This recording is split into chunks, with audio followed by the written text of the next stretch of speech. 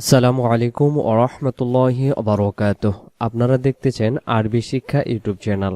আমাদের এই চ্যানেলে আজকের এই প্রথম পর্ব হচ্ছে পবিত্র কোরআনুল কারীম বানান করে পড়ার কৌশল। অনেকেই আমরা ছোটবেলায় কোরআন মাজিদ পড়েছিলাম, ভুলে গিয়েছিলাম। মাঝখানে না পড়ার কারণে আমাদের পড়াগুলো এলোমেলো, দ্রুত গতিতে আমরা পড়তে পারি না। দ্রুত গতিতে পড়তে না পারার কারণে আমরা অনেকেই কোরআন মাজিদ পড়ি না। তো আজকের এই ভিডিও পর্বগুলো যদি আপনারা নিয়মিত দেখেন, ইনশাআল্লাহ আপনি আশা করি আপনি খুব সহজেই পবিত্র আল কোরআনুল কারীম পড়তে পারবেন। তো এর জন্য আপনাকে চেষ্টা ও সাধনা করতে হবে। আমাদের এই ইউটিউব চ্যানেলে আজকের এই ভিডিওটি যদি ভালো রেসপন্স পাই, ইনশাআল্লাহ আপনাদের মতামত পাই, পরবর্তী পর্ব করে ইনশাআল্লাহ 1 থেকে 2 পারা পর্যন্ত অথবা সূরাতুল বাকারা শেষ পর্যন্ত আপনাদেরকে শব্দে শব্দে ভেঙ্গে ভেঙ্গে বানান করে কোরআন মাজিদ পড়ার সমস্ত লেসনগুলো এই চ্যানেলে আমরা দিয়ে থাকব। তো অবশ্যই আমাদের চ্যানেলটি সাবস্ক্রাইব করে আমাদের সঙ্গে থাকুন। তো চলুন আমরা কি করে পবিত্র আল কোরআনুল কারীম শব্দে শব্দে ভেঙ্গে ভেঙ্গে এবং টেনে টেনে পড়ার অভ্যস্ত করতে পারি। আউযু বিল্লাহি মিনাশ শাইতানির রাজীম। বিসমিল্লাহির রহমানির রহিম। এখন যে সূরাটি থেকে আমরা পড়ব সূরা এর নাম সূরাতুল বাকারাহ। সূরাতুল বাকারাহ। আলিফ লাম মিম। এখানে খেয়াল করুন, আলিফ অক্ষর বলার সময় কোনো টান লাগবে না, আর লাম বলার সময় আমরা 4 আলিফ টানবো এবং মিম বলার সময় 4 আলিফ। মাঝখানে একটা বাড়তি চিহ্নের মতো আছে, এটা যেখানে থাকবে সেখানে গুন্না হবে। গুন্নাটা কি? আলিফ লাম। এই যে ঠোঁটে ঠোঁটে মিলে থাকলো, এটা কি গুন্না। এরপর আমরা মিম অক্ষরটাকে 4 আলিফ টেনে দেব, মিম। তাহলে একসাথে আমরা এটাকে বলবো আলিফ লাম মিম। 1 নম্বর আয়াত।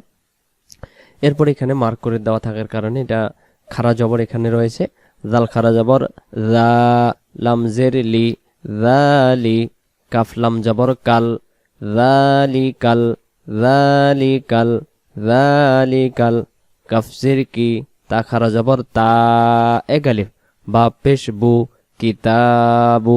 তাই এর উপর খারা জবর, এই জন্য এখানে 1 আলিফ টেনে পড়বো, কিতাবু, জালিকাল কিতাবু।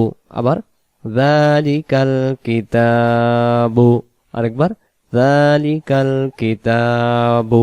শব্দগুলো বারবার পড়বেন।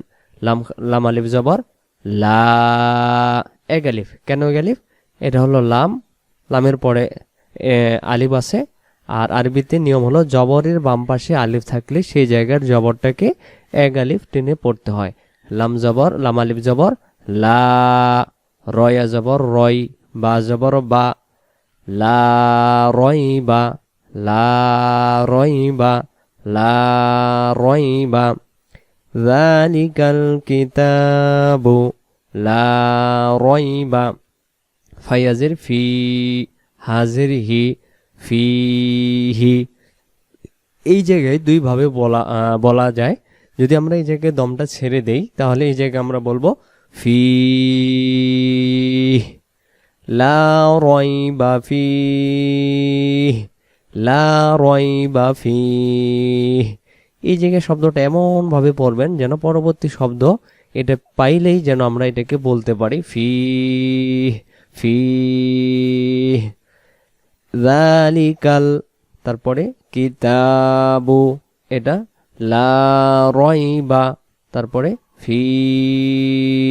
আবার আমার সাথে সাথে বলবেন যালিকাল কিতাবু লা রাইবা ফি। আরেকবার যালিকাল কিতাবু লা রাইবা ফি। তারপরে হাফেশ, হাফেশ হু। দালে আছে 2 জবর। এই 2টা জবরের মধ্যে একটা হলো জবর আর একটাকে আরবিতে বলা হয় নুন সাকিন, অথবা এই জায়গায় দেখেন ইয়াতে কিছু নাই। এই দালের 2 জবর যদি থাকে, 2 জবরের পরে যদি কোনো তাসদিদের অক্ষর পাওয়া যায়, সেই জায়গায় একটা জবরকে বাদ দিতে হয়। তাহলে এখানে দালের মধ্যে যে 2টি জবর এই দুই জবরের মধ্যে আমরা একটাকে বাদ দেব। দাল লাম জবর দাল, হা পেশ হু, দাল লাম জবর দাল, হু দাল, লাম লাম জের লিল, হুদাল লিল, মিম তা পেশ মুত, তা জবর তা, মুত্তা, কফিয়া জের কি, নুন জবর না, কিনা, হুদাল লিল মুত্তাকিনা। এবার আসেন আমরা এই জায়গায় একটা দম ছেড়ে দেওয়ার জায়গা পাইছি, এটাকে দম ছেড়ে দেওয়ার নিয়ম। কেউ আয়াত বলি, কেউ আমরা দম ছেড়ে দেওয়ার জায়গা বলি। তো এই জায়গাতে আমরা যদি দমটা ছেড়ে দেই, দম ছেড়ে দেওয়ার সময় যে অক্ষরটাতে জবর জের পেশ থাকে সেই অক্ষরটাকে জবর জের পেশগুলো বাদ দিতে হয়। বাদ দিয়ে মনে মনে একটা সাকিন দিয়ে দম ছেড়ে দিতে হয়। এখানে আমরা বলবো হুদাল্লিল মুত্তাকিন। উদাহরণস্বরূপ যদি আমি নিচে আরেকটু আপনাদেরকে দেখাই, এখানেও একটা দম ছেড়ে দেওয়ার জায়গা আছে, আয়াত নাম্বার 3। এই জায়গায় জবর আছে, এই জায়গায় জবরটাও পড়া যাবে না। এখানে কবা পেশ কু, নুন জবর না আছে, উচ্চারণ দম ছেড়ে দেওয়ার কারণে উচ্চারণ হবে কুন। শেষে যদি আমি আপনাদেরকে আরো একটি আয়াতে দেখাই, এই জায়গায় 4 নম্বর আয়াত, 4 নম্বর আয়াতে পেশের বামে অসাকিন নুন অফেশ, নু নুন জবর না। এই জায়গায় যদি আমরা দমটা ছেড়ে দেই তাহলে এখানে উচ্চারণটা আমরা এমন ভাবে বলবো নুন। তাহলে ইনশাআল্লাহ পর্বগুলো আস্তে আস্তে দেখলে অবশ্যই শিখতে পারবেন। তাহলে আমরা এই জায়গায় বলবো হুদাল্লিল মুত্তাকিন, আলিফ লাম মিম, শব্দে শব্দে পড়বেন। যালিকাল কিতাবু লা রাইবা ফীহি হুদাল লিল মুত্তাকিন। এবার আসেন আমরা এই জায়গায় দমটা ছেড়ে দিলাম। যদি কখনো আমরা দম ছেড়ে দেওয়ার পরের শব্দে, প্রথম শব্দে আলিফ অথবা আলিফ এবং লাম পাই, আবারও বলতেছি, দম ছেড়ে দেওয়ার পরে শব্দের শুরুতে এটাতে দম ছেড়ে দিলাম এবং পরে দম ছেড়ে দেওয়ার পরে শব্দের শুরুতে যদি আলিফ এবং লাম থাকে, আলিফ এবং লাম থাকে, সে জায়গায় আলিফের জবর মনে মনে দিতে হবে। তাহলে এখানে আলিফে একটা আমরা মনে মনে জবর দিলে আলিফের জবর হামজা জবর আ, আর হামজা লাম জবর আল, লাম জবর লা, আল্লাহ, জালিয়া জেরে জি, এক আলিফ, জেরে বাম পাশে ইয়া সাকিন এক আলিফ টানতে হয়, নুন জবর না, আল্লাযীনা, আল্লাযীনা, জালের জেরটাকে আমরা এক আলিফ টানবো, এক আলিফ মানে রি, এই যে দেরি করতেছি এটা টান, এক যেখানে এক আলিফ টানতে হবে সেখানে উচ্চারণটা করব আল্লাযীনা। ইয়া হামজা পেশ ইয়ো।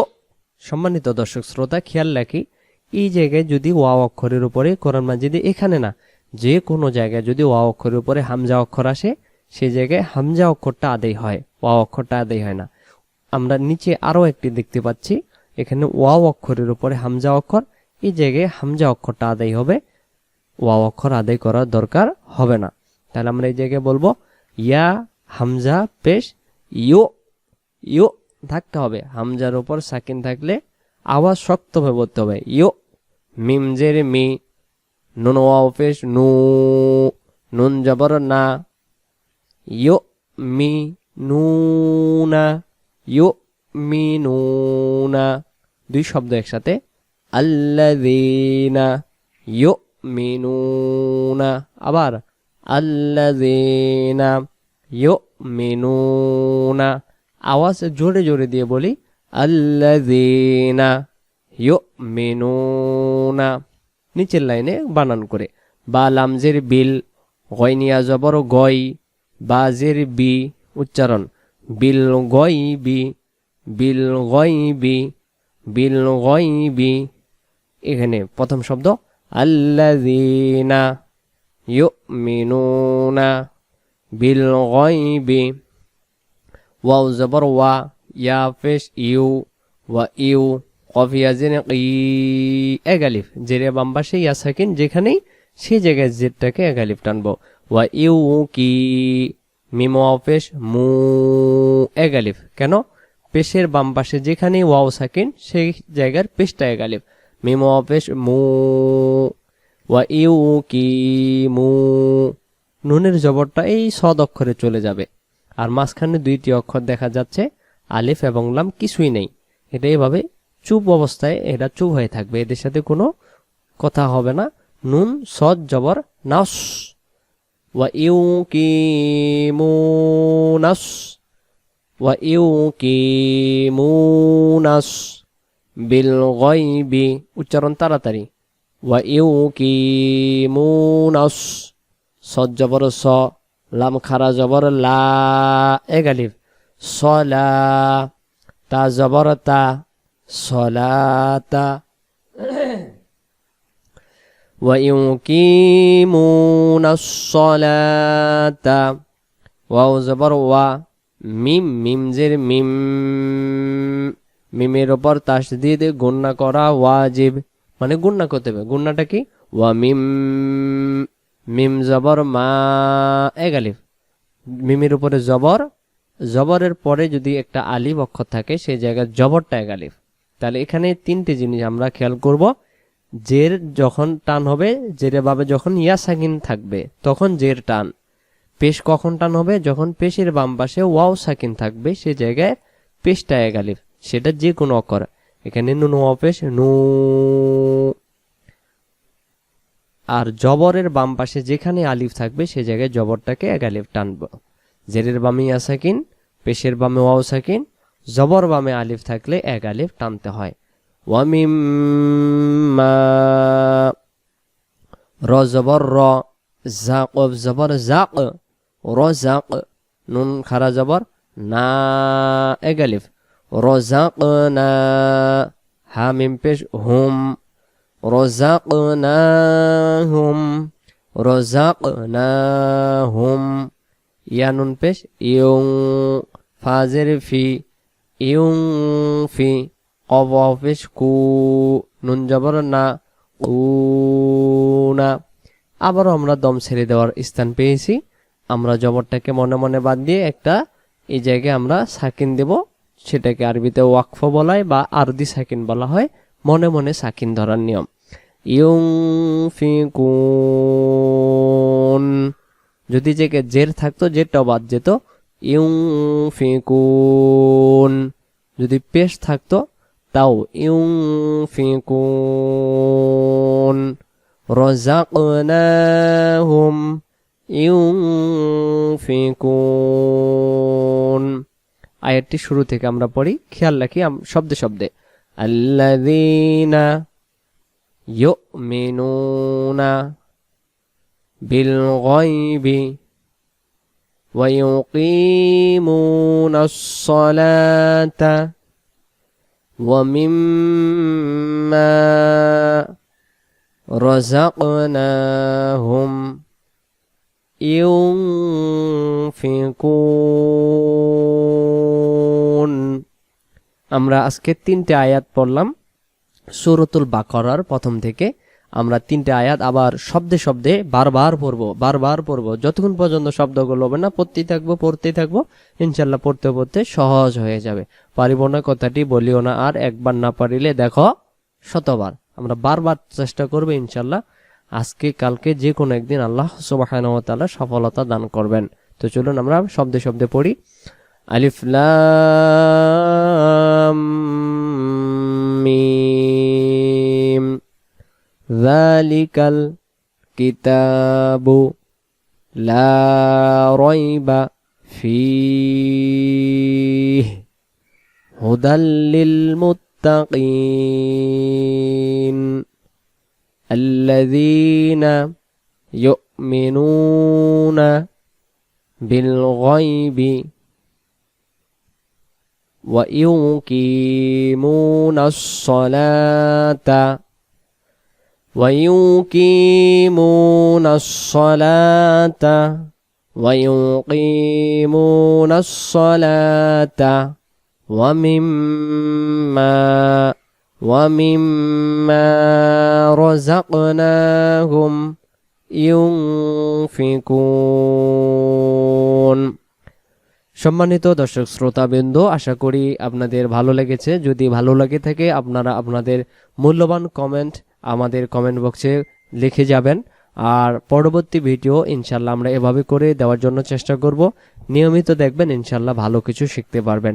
তো ভালো থাকবেন। পরবর্তী ভিডিও দেখার আমন্ত্রণ জানিয়ে আজকের এই পবিত্র কোরআনুল কারিমের বানান করে কোরআন মাজিদ পড়া পর্ব এখানে সমাপ্ত করলাম। আসসালামু আলাইকুম ওয়া রাহমাতুল্লাহি ওয়া বারাকাতুহু।